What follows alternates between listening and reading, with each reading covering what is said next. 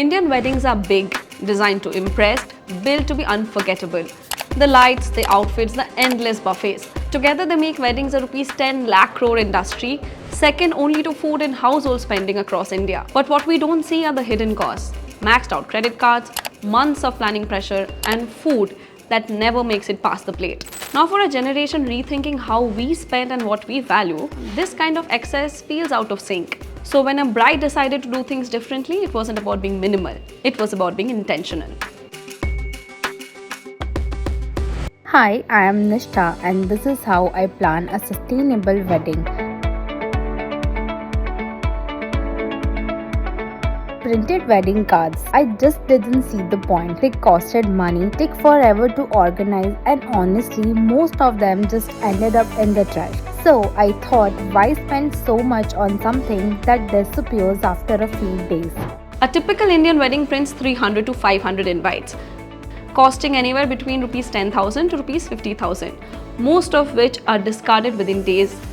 So we went digital and it saved us a ton. Week of running around and even the fuel we would have burned delivering the card, plus way less paper wasted. But I still wanted something physical for memory, so instead of printing hundreds of cards, we only got 4 to 5 invitees made that felt way more emotional and sustainable.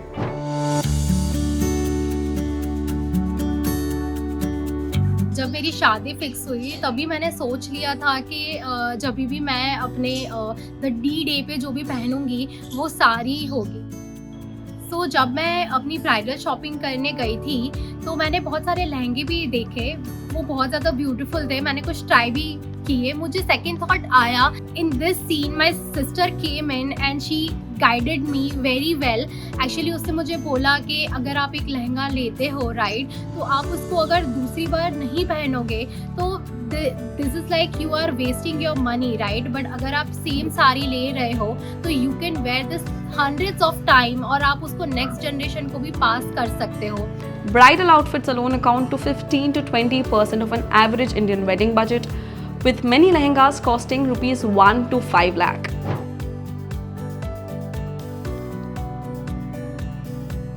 सो जब बात आती है venue की, तो हमने ऐसा venue choose किया कि जो इटसेल्फ एक ब्यूटी हो, कि जहाँ पे हमें बहुत मिनिमल डेकोरेशन करना पड़े, because I don't want to spend so much money on the decoration. Plus decoration जितना ज़्यादा होता है उसका आफ्टर वेस्ट उतना ज़्यादा होता है राइट।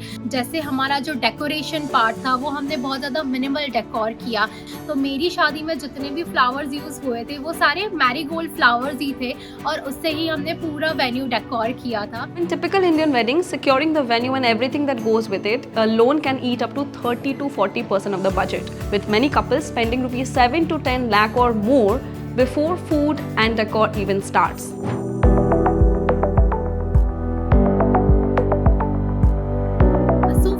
और वेन्यू का एस्पेक्ट्स हमने साथ में सोचा था, तो हमने ऐसी ही जगह चूज़ की थी sustainable in terms of food भी हो।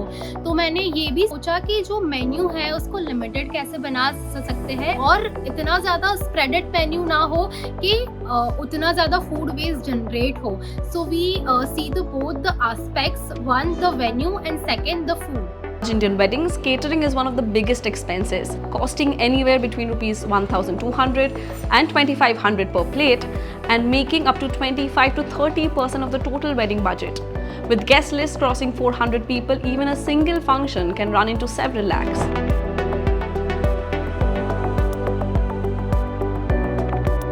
जब मैं अपनी दोस्त की शादी में गई थी राइट, तो तब मैंने देखा था सारे जो भी वेटर्स थे वो अपनी ट्रे में एटलीस्ट 100 प्लास्टिक की बॉटल लेके खड़े हुए थे और सब लोग उसके बाद पानी पी के उसको नीचे फेंक रहे थे। So I was very clear about that thing कि ये दोनों चीज़ें मेरी शादी में नहीं होनी चाहिए, एक प्लास्टिक बॉटल और एक टिश्यूज़। सो आई मेरी शादी में इंस्टेड ऑफ टिश्यूज़ हमने हैंड टॉवल यूज़ किए and instead of plastic bottles हमने स्टील के ग्लास में सबको पानी सर्व किया। At large Indian weddings, single-use items can run into thousands of pieces in a single event, most of them used for less than 30 minutes before being discarded. The real test of any wedding doesn't happen during the buffet, it happens after. That's when the excess usually shows up. Untouched food, wilted flowers, plates piled into bins. क्या करता है कि लोग समझते हैं कि शादी के पहले का जो भी चीज़ है वो मैनेज करना इम्पॉर्टेंट है, बट एक्चुअल जो गेम है वो शादी के बाद आती है, राइट? कि आप जितना भी वेस्ट जनरेट करते हो, ठीक है, तो वो कहाँ जाता है, उसका क्या होता है, अगर आप उसको मैनेज नहीं करोगे तो वो लैंडफिल में जाएगा, ठीक है। And I don't want that thing कि अगर ये शादी मैंने की है, ये जो भी कचरा अगर हुआ है और ये जो भी रिसोर्सेज हमने यूज़ किए हैं तो वो मेरी जिम्मेदारी है, इसको मैं लैंडफिल में नहीं डाल सकती, राइट? तो आफ्टर वेडिंग जो भी हमारा वेस्ट था उसको हमने कंपोस्टिंग में कन्वर्ट किया। What this wedding proved was simple. Sustainability isn't about doing less or cutting joy. It's about doing things with intention. For a generation rethinking how we spend, how we consume, and what we choose to celebrate, this wedding offered a quite alternative. You don't have to follow old scripts to mark big moments. You can celebrate loudly without wasting quietly. And maybe for Gen Z, that's the new flex.